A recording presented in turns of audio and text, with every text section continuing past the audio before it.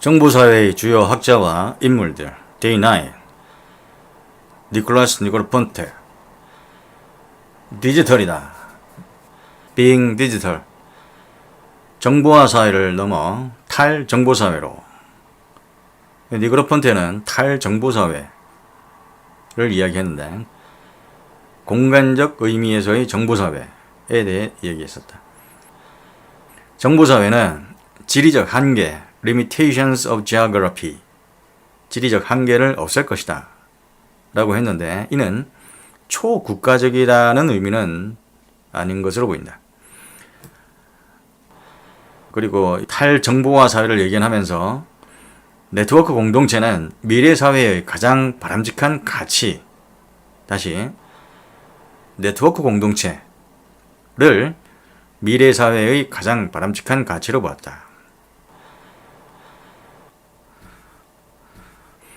니코 스테어 지식사회 니코 스테어는 지식사회에서 이론적 지식이 핵심이라고 했다. 지식 3단계 진화 유형을 이야기했는데 유의미한 지식, 생산 지식, 행위 지식을 이야기하면서 이해 증진을 위한 계몽주의 지식, 이념을 유의미한 지식이라고 했고 산업에 적용되는 지식을 생산 지식이라고 했으며 지식이 생산과 밀접하게 연결되고 일상 수행에 영향을 미치는 경우 그때의 지식을 행위지식이라고 했다. 다시 니코스테의 지식 3단계 진화 유형 유의미한 지식, 생산지식, 행위지식 그리고 지식사회로 이행하는 과정에서 기술과 제도보다는 문화적, 사회적 과정이 보다 더 중요하다고 했다. 지식을 행동할 수 있는 능력으로 정의하고 현대사회에서 개개인은 저마다 갖고 있는 지식을 바탕으로 현실을 정립하고 행동하며 이로써 지식은 자유로운 민주주의를 낳을 가능성을 제시한다고 강조했다. 닐스 뮬러 독일 IT 분석가이다. 웹을 1.0, 웹 2.0, 웹 3.0, 웹 4.0으로 나누는데 웹 1.0에서는 접근 중심, 생산자, 실명제, 일방 제공, 이용자, 단순 소비 다시 웹 1.0은 접근 중심으로 생산자, 실명제, 정보를 일방 제공하고 이용자는 그저 단순히 소비하는 형태라고 했고 웹 2.0은 참여, 공유 중심으로 그 정보의 이용자는 웹의 이용자는 생산, 소비, 유통을 한다고 했다. 웹 3.0 시대는 지능형 웹이 중심이며 이용자에게 맞춤형 서비스가 가능한 것이라고 했고 웹 4.0은 유비쿼터스 웹 기반으로 인간은 기술의 연장으로 업그레이드 되고 언제나 온라인과 연결된다고 보았다. 다시 닐스 뮬러 독일 IT 분석가로 웹 1.0 접근 중심, 웹 2.0 참여 공유 중심, 웹 3.0 지능형 웹 중심, 웹 4.0 유비쿼터스 웹 기반. 참고로 여기 유비쿼터스 컴퓨팅에 5C, 5N이가 있는데 여기서 5C는 Computing, Communication, Connectivity, Content 다시 Computing, Communication, Connectivity, Content가 들어가고 5N이에 Anytime, Anywhere, Any Network, Any Device, Any Service 다시 Anytime, Anywhere, Any Network, Any Device, Any Service 이렇게 5가지를 들었다. 노나카이 구지로 지식 경영 이 지식사회 도래의 배경을 얘기하면서 지식과 정보량이 증가하고 그리고 정보통신기술의 발달로 유통, 가공, 처리 된다고 했으며 물적 자원에 의존하는 산업사회에서 지식, 지적 기술에 의존하는 탈산업사회로 변화할 것으로 봤다. 지구촌 공동체 의식이 확산될 것으로 보고 또한 세계화의 심화가 이루어질 것으로 봤다.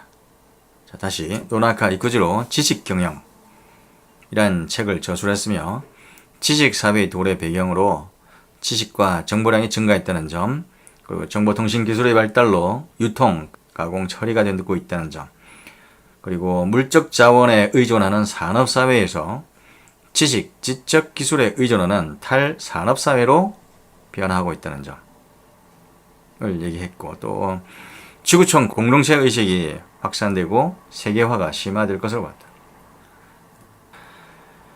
자, 암묵지와 형식지에 대해 또 얘기를 했었는데, 이 암묵지는 주관적 경험 기반의 지식으로 정황에 따른 지식. 다시, 암묵지는 주관적 경험 기반의 지식으로 정황에 따른 지식이다. 형식지는 코드화된 지식으로 체계화된 언어로 상호 전달되는 지식이다. 지식 변화 모형, 세시를 얘기했는데, 사회화, 소셜라이제이션, 암묵지에서 암묵지로, 경험을 통해서 암묵지에서 암묵지로 전달되는 사회화, 그리고 외부화, 그러니까 표출을 통해 암묵지에서 형식지로 나타나는 외부화, externalization, 그리고 체계화되어서, 그러니까 형식지에서 형식지로 체계화되는 종합화, combination, 그 다음에 실천을 통해 형식지가 암묵지로 내재화되는 내면화, internalization, 사회화, 외부화, 종합화, 내면화를 얘기했습니다. 다시, 경험을 통해 암묵지에서 암묵지로 전달되는 사회화, 표출을 통해 암묵지에서 형식지로 전달되는 외부화, 그리고 체계화됨으로써 형식지가 다시 형식지로 되는 종합화, 그리고 실천을 통해 형식지가 암묵지로 되는 내면화를 이야기했다. 노베르트 위너, Cybernetics, 동물과 기계의 제어와 Communication 이란 부제를 가지고 있다. Cybernetics or Control and Communication in the Animal and the Machine, 1948년에 지은 저술인데, 생물 및 기계를 포함하는 기에서 통제와 통신 문제를 연구했다. 다시, 생물 및 기계를 포함하는 기에서 통제와 통신 문제를 연구했다. 통제할 수 있는 변량을 조절해서 바람직한 상태에 도달할 것을 얘기했다. 또한 인간기계론이라는 책도 저술했는데, 인간의 인간적 사용, Cybernetics와 사회, The Human Use of Human Beings, 1954년작으로 인간기계론이라는 책도 저술했다. 자, 위너의 두 가지 저서, Cybernetics 그리고 인간기계론. 참고로 인간기계론, 럼눈 마신, 1747년도에 라트멜이라는 프랑스의 유물론자가 지은 책이 또 있는데, 이 라트메리의 이 인간기계론에서 보면 인간의 영혼에 관한 철학자들의 학설을 유물론과 유심론으로 크게 나눈 뒤에, 영혼은 육체의 여러 기관에 의존하는 것이며 인간의 내부에서 생각하는 부분에 불과한다 라고 봤다. 다시, 영혼은 육체의 여러 기관에 의존하는 것이며 인간의 내부에서 생각하는 부분에 불과한 것으로 봤다. 그 방법상 경험과 관찰에 의존해야 한다고 주장했다. 근데 이에 대해 데카르트도 한마디 했는데, 데카르트는 동물은 영혼이 없는 기계이다. 영혼이란 기계의 태엽에 해당하는 뇌, 기계의 태엽에 해당하는 뇌의 물질적 조직 자체에 지나지 않기 때문에 인간은 경험을 쌓은 기계라야 한다. 고 했다. 다시, 데카르트는 동물은 영혼이 없는 기계다. 영혼이란 것은 기계의 태엽에 해당하는 뇌의 물질적 조직 자체에 지나지 않기 때문에 인간은 경험을 쌓은 기계라야 한다. 라고 했다. 자, 라트메리의 인간기계론, 그리고 그에 대한 데카르트의 기계태엽, 뇌, 이 개념을 위너의 인간기계론 개념하고 구분을 해줘야 되겠다. 커뮤니케이션에 대한 구조적 관점의 정보이론학자로 이 위너 말고도 세넌, 위버, 레이즈백, 특히 레이즈백은 이제 정보 엔트로피를 얘기했는데, 이들은 정보란 것은 인공적 의미 형식의 구조, 질서의 크기로 보았다. 자, 정보란 것은 인공적 의미 형식의 구조로 질서의 크기로 본 관점이 구조적 관점의 정보원 이론학자들이 되겠다. 구조적 관점의 정보 이론학자의 세넌, 위버, 위너, 레이즈백 등이 있다. 위너는 특히 정보량, 정보원에 대해 수학적 정의를 부여했고, 메시지의 부호와 예측, 정보량, 다시 메시지의 부호와 예측, 정보량 등에 대해 연구를 했다. 정보기술의 잠재적 위험성을 비난했는데, 이 정보기술이 군비 확대 목적이라는 목적을 가지고 있다는 거, 그리고 탈숙녀화와 비고용, disemployment와 관련되어 있다는 점을 언급하면서 정보기술의 잠재적 위험성을 비난했다.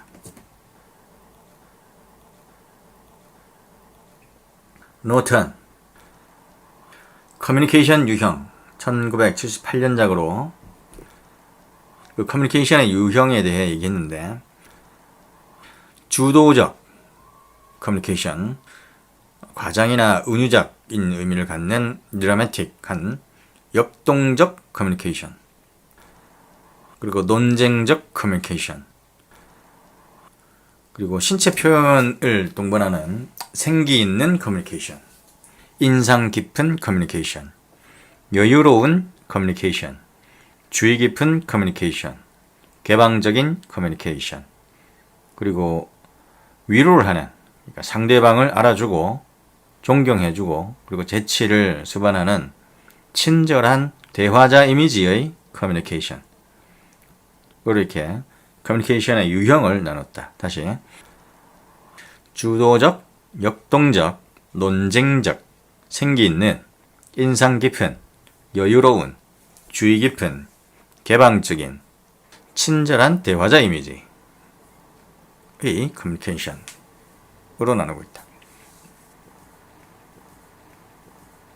그리고 노백, 인터넷 공간의 토론을 위해 보장되어야 할 요소에 대해 얘기했는데, 자, 토론을 위해 보장되어야 할 요소, 인터넷에서 접근성, 무검열, 자율성, 책임성, 투명성, 평등성, 다원성, 충분한 정보, 공공성, 촉진성 등을 인터넷 공간의 토론을 위해 보장되어야 할 요소로 봤다.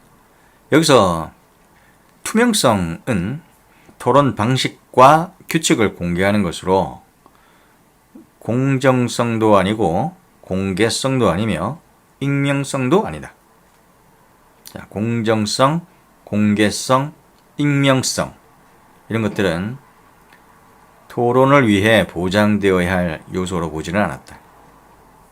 다시, 자, 노백의 인터넷 공간의 토론을 위해 보장되어야 할 요소, 접근성, 무검열, 자율성, 책임성, 투명성, 평등성, 다원성, 충분한 정보, 공공성, 촉진성. 그런데 공정성이나 공개성, 익명성은 아닌 것으로 봤다.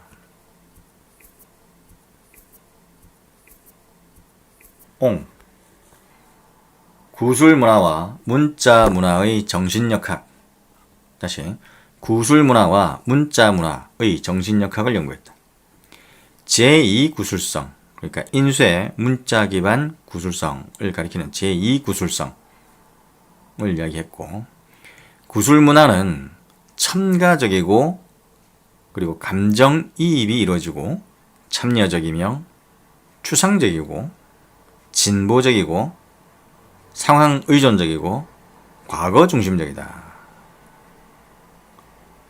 그에 비해 문자 문화는 종속적이고 객관적 거리를 유지하며 구체적이고 보수적이며 선동적이고 현재 중심적이다. 자, 구술 문화가 과거 중심적인데 문자 문화는 현재 중심적이다. 다시 구술 문화는 첨가적, 감정이입, 참여적, 추상적, 진보적, 상황의존적, 과거 중심적. 그에 비해 문자 문화는 종속적, 객관적 거리 유지, 구체적, 보수적, 선동적, 현재 중심적이라고 했다.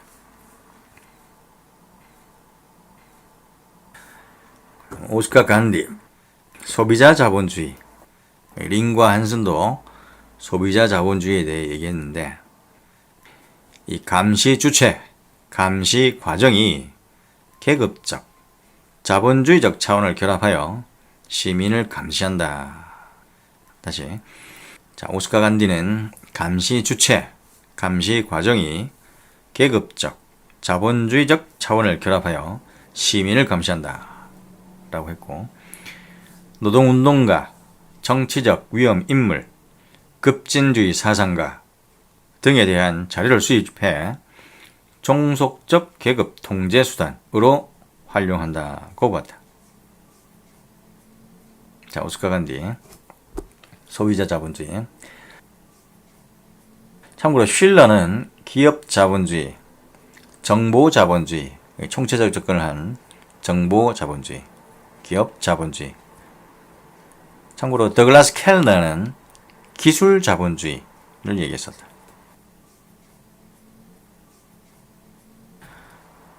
오트프리드 야렌. 야렌은 미디어 사회에 대해 얘기했는데, 미디어의 이용 가치가 높아져 사회 전체의 주목과 인정을 받게 되면 조직 구성원은 중요한 객관적 판단과 인사결정에 앞서 미디어에서 소식을 접하게 되는 경우가 빈번할 것이다. 라고 했다. 자, 야렌, 미디어 디모크라시, 미디어 민주주의, 2010년작이 되겠다.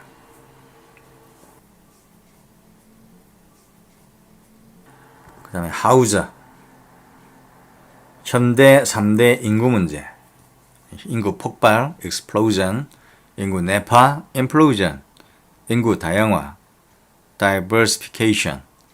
자, 인구 폭발, 인구 내파, 인구 다양화라는 현대의 3대 인구 문제를 얘기했다. 자, 하우저. 폴 비릴리오, 탈근대론자. 장 보드리아르, 막 포스터, 폴 비릴리오, 지안니 바티모, 장 프랑스와 류타르, 롤랑 바르트, 미셸 푸코 모두 탈근대론자에 속한다. 폴 비릴리오는 속도거리, speed distance를 얘기했는데, 물리적 공간의 경계를 무너뜨린다. 자, 속도거리라는 것이, speed distance라는 것이 물리적 공간의 경계를 무너뜨린다. 속도의 자산가이고 속도는 공간 점유를 위해 필요한 것이다 라고 했으며 절대 속도의 커뮤니케이션은 보는 것, 듣는 것, 만지는 것도 동시에 가능케 하며 세계를 시간의 축 위에 재배치한다 라고 했다. 자, 절대 속도의 커뮤니케이션은 보는 것, 듣는 것, 만지는 것 또 동시에 가능케 해서 세계를 시간의 축 위에 재배치한다 라고 했다. 기술과 속도로 공간이 소멸한다고 봤고 기술 공포증이라는 비판을 받고 있다. 자, 폴 비릴리오의 이론은 기술 공포증이라고 비판을 받을 정도로 기술에 대해 비판적이다. 질주학, 드러멀로지, 그 질주학이라는 책을 저술했는데 불안정하고 그침이 없으며 저항하기 어려운 상황을 설명하기 위해 만든 용어가 바로 질주학이라는 용어다. 질주. 문화의 놀라운 변화 속도와 혼란에 대해 얘기하고 있다. 드모크라티, 절대적 속도에 다다른 권력을 정점으로 해서 사회의 모든 계급적 질서가 짜여진 세계이다. 즉 속도의 위계 질서가 확립된 세계, 이게 바로 드모크라티가 되겠다. 다시, 드모크라티는 절대적 속도에 다다른 권력을 정점으로 사회의 모든 계급적 질서가 짜여진 세계를 가리키고 속도의 위계 질서가 확립된 세계가 되겠다. 텔레커뮤니케이션 수단의 발전에 주목을 했다. 그러면서 소멸의 미학, 그러니까 시간과 속도의 여행이라는 부제를 갖고 있는 소멸의 미학을 저술했는데 여기서 피크노랩시라는 개념이 나오는데 이 피크노랩시는 피크노스, 그러니까 빈번한, 자주 라는 뜻의 그리스어인 피크노스와 랩시스, 발작이라는 뜻인데 이것도 그리스어로 발작이라는 의미의 랩시스, 그러니까 피크노스, 랩시스 합쳐서 피크노랩시스, 빈번한 발작, 자주 일어나는 신경발작, 기억 부재증, 간질의 미세한 경증을 일컫는 소발작을 피크노랩시의 일반적인 현상으로 조명했다. 흔히 기억이나 필름이 끊긴다든가 하는 표현으로 무심히 넘기는 의식의 균열과 공백이 생기는 상태를 가리킨다. 다시, 기억이나 필름이 끊긴다든가 하는 표현으로 무심히 넘겨버리는 의식상의 균열과 공백이 생기는 상태를 피크노랩시라고 한다. 개인의 의식 차원뿐만 아니라 사회의 각 분야에서 일어나는 현상으로 빈번한 중단, 사고, 장애, 시스템 오류 등을 함의한다. 이와 같은 기억 부재의 상태에서 연속적인 시간으로부터 벗어나 체험한 시간으로부터 사물을 뜯어내어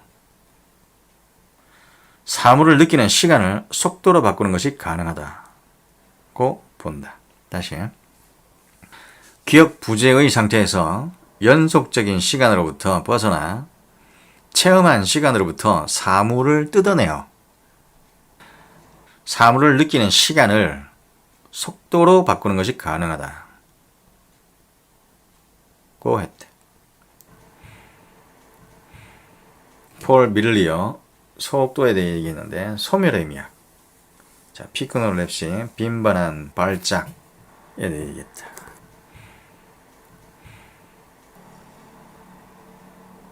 패롤, 정보는 알려지는 것, 지식은 사고되어지는 것.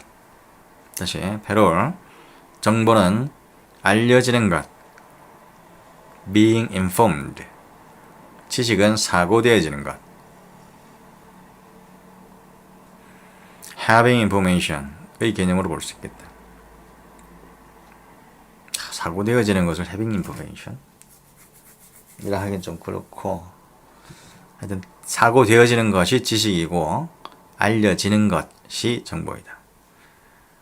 알려지는 것이 정보라고 했으니까 소극적인 개념이겠고, 사고되어지는 것이 지식이라고 했으니까 이건 능동적, 적극적인 성격을 띈 것으로 볼 수 있겠다. having information은 소유의 의미만 전달하고 있으니까 아닌 것으로 보인다.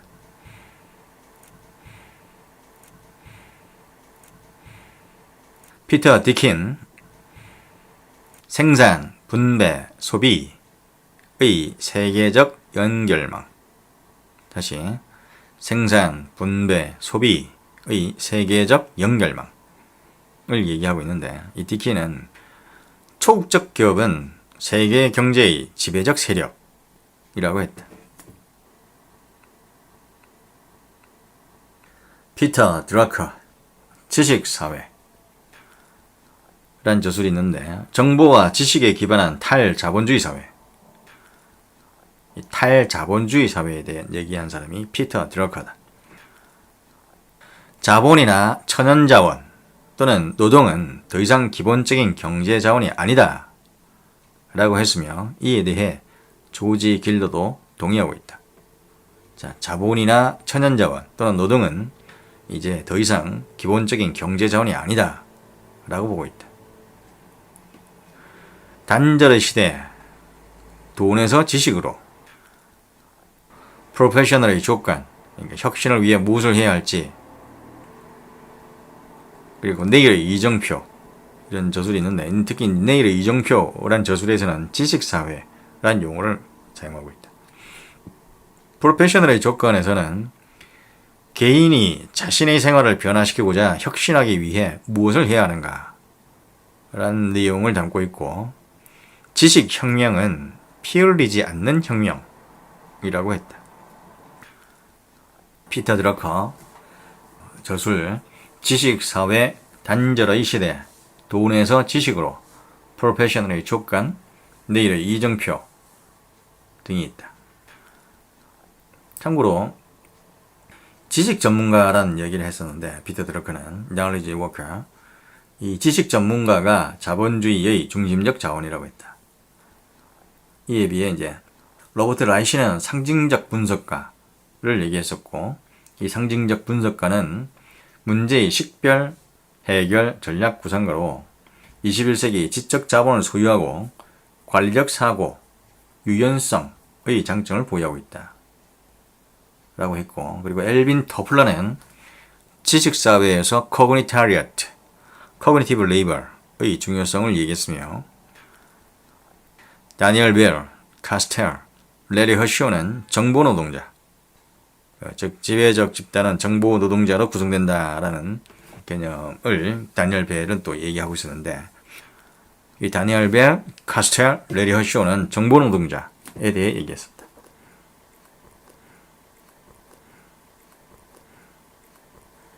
힐라드와 퍼시 스미스, 혹은 힐리아드와 퍼시 스미스, 범주적 보호, categorical care. 이 범주적 보호는 복지 혜택과 서비스 공여는 대중 감시 체제의 핵심이다 라고 했다. 다시, 이 범주적 보호라는 말을 이 힐리아드와 퍼시 스미스가 얘기하면서, 복지 혜택과 서비스 공여는 대중 감시 체제의 핵심이라고 했다.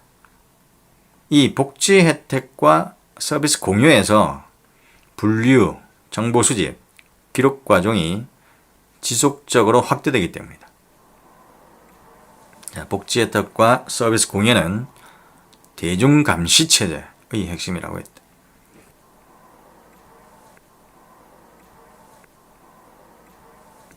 피에르 레비, 모든 것을 아는 사람은 아무도 없지만 모든 사람은 어떤 무언가를 알고 있으며 결국 모든 지식은 인류 전체에 내재한다 라고 했다.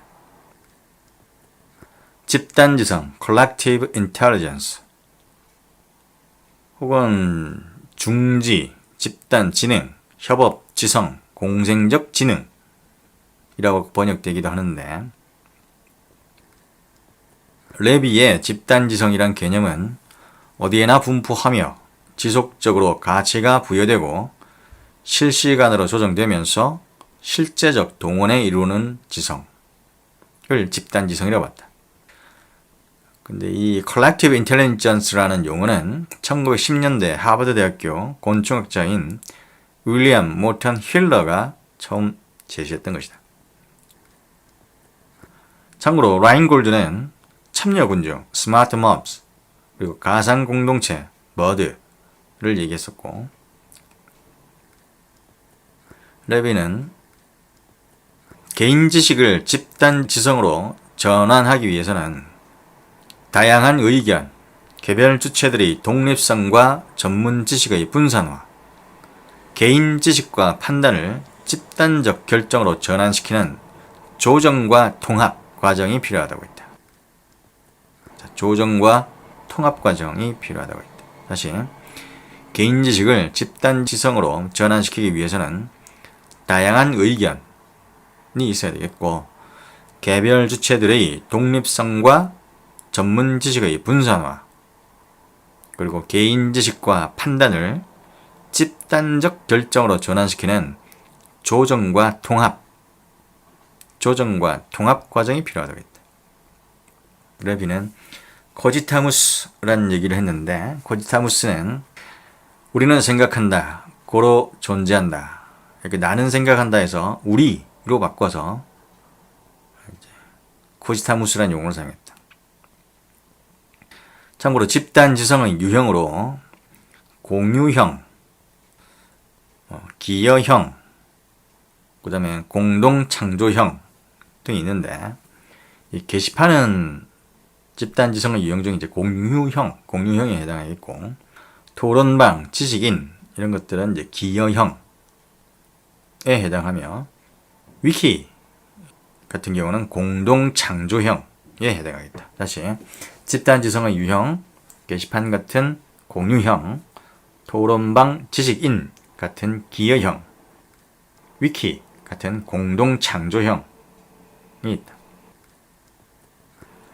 여기 집단 지성의 사례로서 데일사의 아이디어 스톰이 있는데, 아이디어 스톰은 포스트 등재를 하고, 프로모트 촉진하고, 디스커스 대화를 나누고, C 확인하는 그런 단계로 고객 아이디어를 사업화했었다. 다시, 데일사의 아이디어 스톰 방식은 Post, Promote, Discuss, See, Post, Promote, Discuss, See 단계로 고객 아이디어를 사업화했다. 그리고 두 번째 사례로 골드코프라는 회사의 금맥 찾기 컨테스트가 있는데, 이 골드코프사의 50년 된 지질 데이터를 공개하고 나서 그 지질 데이터가 공개됐는데, 거기에 바탕을 두어서 이제 금맥을 발견하게 되는데, 이름으로 인해서 회사가 9,000%, 그러니까 90배 가량 이렇게 성장했던 것이다. 골드코프사가 가지고 있던 지질 데이터를 공개함으로써 오히려 회사가 성장을 했던 사례가 있다. 집단 지성을 이용 사례가 되겠다. 폴 펠과 골드슈타인. IT is neither good nor bad. 자, IT는 좋지도 나쁜 것도 아니다. IT의 중립성을 얘기하고 있는데, 폴 펠과 골드슈타인. 정보기술의 속성에 대해 몇 가지 얘기하고 있다. 컨텐츠, 상호 조작성, 비중재, 그러니까 중재하지 않는다. disintermediation, 국제화, 수렴. 다시, 자, 포펠과 골드슈타인의 정보기술의 속성. 컨텐츠는 수용자에게 다다르는 순간 사회적 속성을 보여야 된다 라고 했고, 상호 조작성이라는 개념에서 컨텐츠의 가치 증진을 이야기했고, 그 다음 비중재, disintermediation, 그 다음에 국제화, 그 다음에 수렴, 기업적 경쟁으로 발생하는 궁극적 효과. 경쟁으로 발생하게 되는 궁극적 효과가 수렴이라고 했다. 다시, 자, 포펠과 골드슈타인의 정보 기술의 속성, 컨텐츠, 상호 조작성, 비중재, 국제화, 수렴, 등이 있다. 디킨스 삼지대 구조론. 자, 삼지대 구조론. 디킨스는 도시 공간 구조를 중앙, 중간, 외부 지대로 구분했다. 다시 중앙, 중간, 외부. 그 중간이 있고 중앙이 있다. 자, 도시 공간 구조를 중앙, 중간, 외부 지대로 구분한 삼지대 구조론. 디킨슨의 이론이 되겠다. 레이첼 카슨 침묵의 봄 Silent Spring 1962년 작으로 이 침묵의 봄에서 특정 과학에 맞서는 저항과학을 이야기하고 있다. 이 레이첼 카슨은 극단적 과학주의, 예를 들어서 이제 DDT 같은 이런 극단적 과학주의가 불러오는 환경오염의 결과를 폭로하고 있다. 침묵의 봄이라는 책에서. 이후 미국에서는 1969년 7년 정도 있다가 국가환경정책법을 제정하게 된다. 1970년 지구의 날 Earth Day 4월 22일 지구의 날이 제정되었고 전 세계적으로 환경윤리의 중요성을 일깨우고 1992년 리우선언을 해서 환경과 개발에 관한 기본 원칙을 선언했다. 지속 가능한 개발. 그러니까 지속 가능한 개발을 위해서 환경과 개발에 관한 기본 원칙을 선언한 것이다. 그러니까 침묵의 봄이라는 이 책 한 권의 영향력이 1992년, 그러니까 62년도에 나왔으니까 30년에 걸쳐서 영향을 미쳤던 것이다.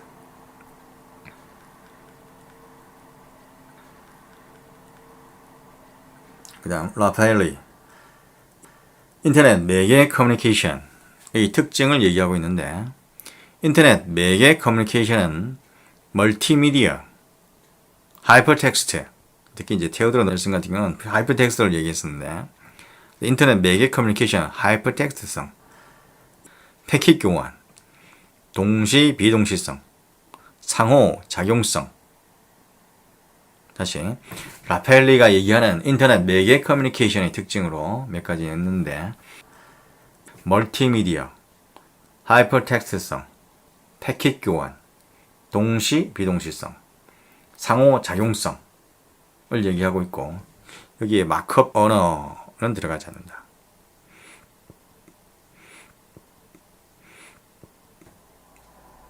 레이즈백 커뮤니케이션에 관한 구조적 관점의 정보 이론학자가 되겠다. 정보 엔트로피를 얘기했었는데 모든 발생 가능한 결과의 평균적 정보, 무질서도, 불확실성을 정보 엔트로피라고 한다. 다시 레이즈백의 정보 엔트로피 개념은 모든 발생 가능한 결과의 평균적 정보, 무질서도, 불확실성을 의미한다.